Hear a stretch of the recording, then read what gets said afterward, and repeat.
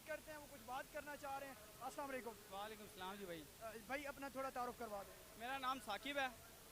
اچھا, آپ کا یہاں پہ آج آنے کا مقصد کیا ہے؟ ہم صرف عمران خان کو سپورٹ کر رہے ہیں اچھا اور کسی بندے کو نہیں سپورٹ کرنا. اچھا, تو عمران خان صاحب نے 9 جو حلقے ہیں ان کے اندر ضمنی الیکشن میں پارٹیسپیٹ کیا ہے. تو ایک ہی بندہ 9 سیٹوں سے الیکشن لڑ رہا ہے اور وہ بھی 13 جماعتیں اکٹھے ہو کے جو ایک بندہ 9 سیٹوں سے الیکشن لڑ ہے اور لڑ کے جیتے گا بھی, جیتے گا اور بھاری اکثریت سے جیتے گا.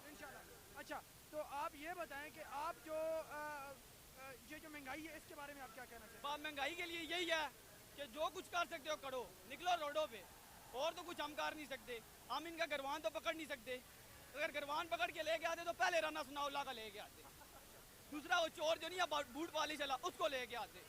جو باہر کہتا ہم مانگنے نہیں آئے, اور تم مانگنے نہیں آئے تو کرتے کیا ہو؟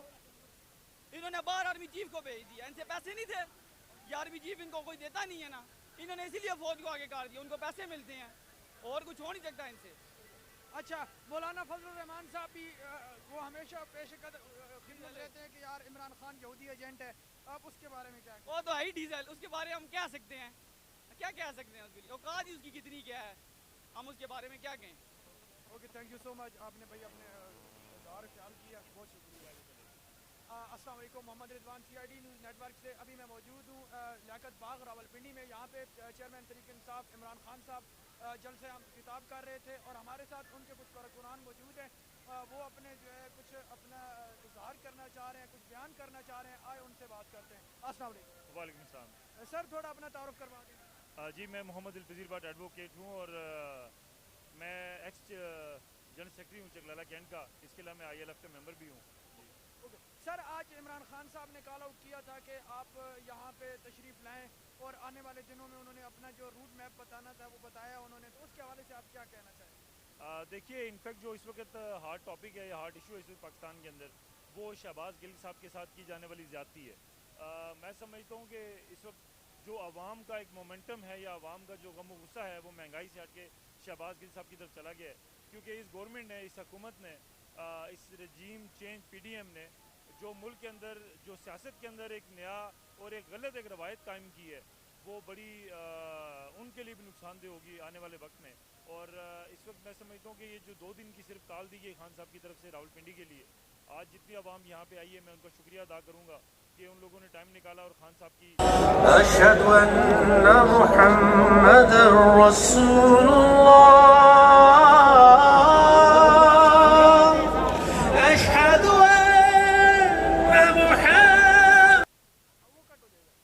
خان صاحب کے جلسے میں ابھی جو ان کے کارکن میرے ساتھ بات کر رہے تھے, وہ جب جا رہے تھے تو میں نے ایک نوٹ کیا, ایک چیز نوٹس میں میرے میں آئی کہ ان کی جو پاکٹ ہے انہوں نے بڑی چھپا کے جو ہے نا یہاں پہ لے کے آئے ہیں. آئے ذرا چیک کرتے ہیں, اس کے پیچھے کی وجہ جانتے ہیں.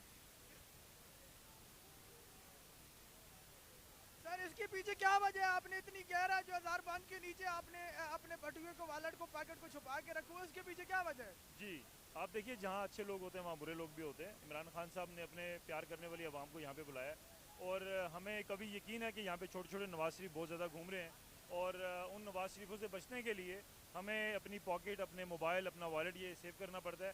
آج کی یہ بھی شام میں یہاں تقریباً 5 سے 6 میرے اپنے جو کولیگ یا دوست ہمارے ساتھ ریلی میں آئے تھے, ان کے موبائل فون یہاں سے نکل چکے ہیں اور ان کی مالیت اگر دیکھی جائے تو 5-6 لاکھ روپے زیادہ بنتی ہے.